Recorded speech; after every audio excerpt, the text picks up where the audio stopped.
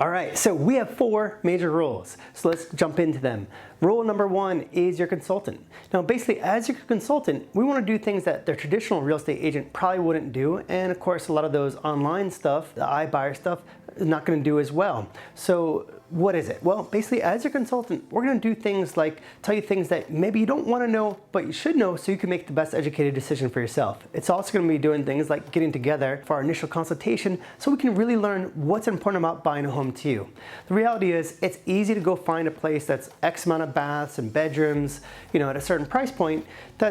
That's easy. Anybody can see this stuff online. We try to take it a step further. We want to be your consultant and your advocate. So that's a big part of what we do is learning about your goals and one of the things that you're trying to avoid are the different pain points so we can help you get there. Our second role is to be your negotiator. Now, as your negotiator, really what it means is we're going to treat your money like it's ours, okay? So there's going to be times we might say, hey, look, this is a great deal. I'd go all in.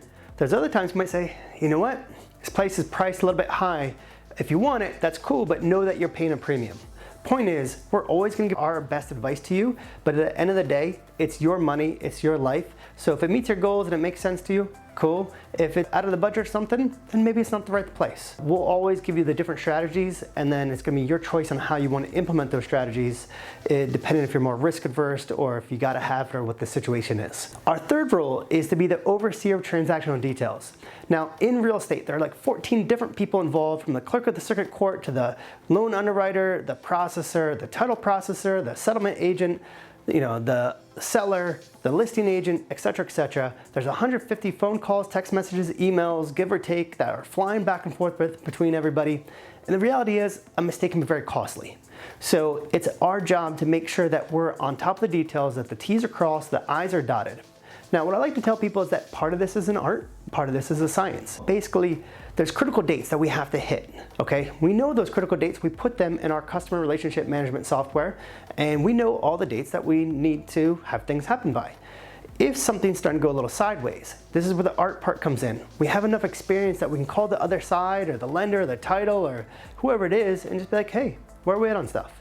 And if they start to give us the runaround, that instead of yelling at them, it's a little woosah, take a nice deep breath, and what do we have to do to get us back on track? The reality is, they want to sell, you want to buy, let's see if we can work it out.